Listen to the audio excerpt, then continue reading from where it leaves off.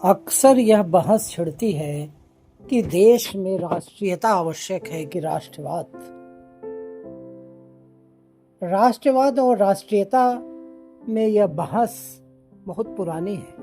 जब से आधुनिक राष्ट्रों का उदय हुआ है, एक राष्ट्र के रूप में अस्तित्व में आए हैं देश, तभी से बहस छिड़ रही है कि देश में राष्ट्रीयता आवश्यक है कि राष्ट्रवाद। बहुत से लोग इसका सही अर्थ नहीं समझ पाते हैं और फिर राष्ट्रीयता और राष्ट्रवाद में द्वंद्व पैदा होता है।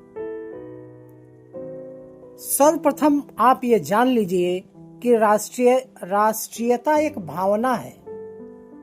एक भावना है जिसके आधार पर देश के लोगों को एकजुट किया जाता है। जैसे किसी देश की परंपरा, वहाँ की संस्कृति, वहाँ के महापुरुष, वहाँ की अपने कस्टम्स, रीतियां, इस आधार पे जब लोगों को एकजुट किया जाता है तो वे राष्ट्रीयता होता है। राष्ट्रीयता सदैव ही एक सकारात्मक अवधारणा है। ये नकारात्मक अवधारणा कभी भी नहीं रही है। हर देश को अपने विकास करने का अधिकार है और हर देश अपने देश के सभी लोगों को एकजुट करने का प्रयास करता है।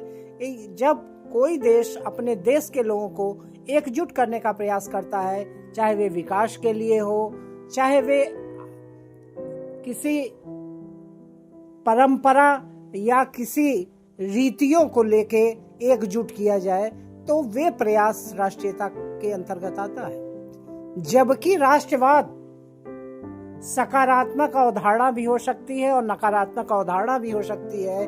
ज्यादातर अर्थों में इसका अर्थ नकारात्मक ही होता है। जैसे जब किसी देश में कोई युद्ध चल रहा हो और वे अपने देशवासियों को किसी देश के खिलाफ एकजुट करता है, तो वे राष्ट्रवाद होता है। जैसे अगर रसिया और यूक्रेन में युद्ध चल रहा है और यूक्रेन रसिया के खिलाफ अपने देश के लोगों को एकजुट कर रहा है ताकि वे युद्ध में विजय प्राप्त कर ले, तो ये राष्ट्रवाद होगा। अगर भारत पाकिस्तान में कोई युद्ध चल रहा है और पाकिस्तान अपने देश के लोगों को भारत के खिलाफ बोल के एकजुट करना चाहता है, तो ये राष्ट्रवाद है। अगर कश्मीर को लेके पाकिस्तान के लोगों को कश्मीर का ख्वाब दिखा के एकजुट करे भारत के खिलाफ, तो ये राष्ट्रवाद है। राष्ट्रवाद बिल्कुल ही नकारात्मक अवधारणा है। बहुत अपवाद केसों में ये सकारात्मक अवधारणा हो सकती है, लेकिन ज्यादातर केसों में ये नकारात्मक अवधारणा ही होती है।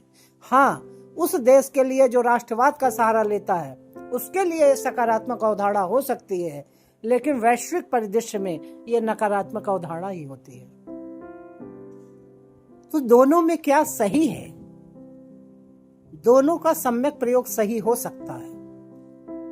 राष्ट्रीयता तो सदैव ही सकारात्मक अवधारणा है।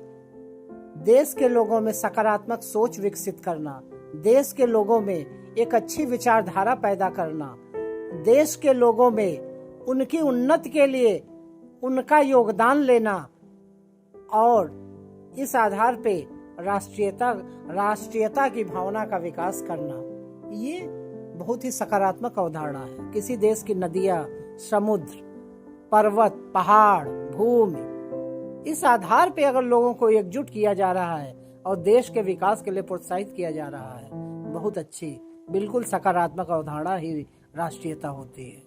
और राष्ट्रवाद, हाँ, अगर कोई ऐसा देश है जिसपे किसी देश ने गलत आक्रमण कर दिया है, उस पे अधिकार करने के लिए किसी देश ने आक्रमण कर दिया है, तब वे देश अगर दूसरे देश के खिलाफ अपने देश को लोगों को एकजुट करता है, तो यह कहीं से नकारात्मक अवधारणा हो नहीं सकती, क्योंकि वे देश अपनी रक्षा कर रहा है। तो यह नकारात्मक अवधारणा न तो वैश्विक परिदृश्य में न उस देश के लिए हो सकती है, लेकिन ये बहुत ही अपवाद केस में होता है।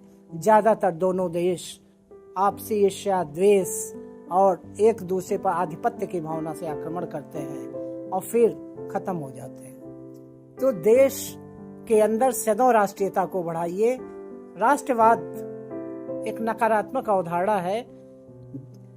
देश से जब राष्ट्र बना देश एक भौगोलिक अवधारणा है, राष्ट्र एक भावनात्मक अवधारणा है। तो भावनात्मक अवधारणा देश के लोगों को एकजुट करने के लिए उसका सहारा लीजिए और देश के विकास में योगदान दीजिए।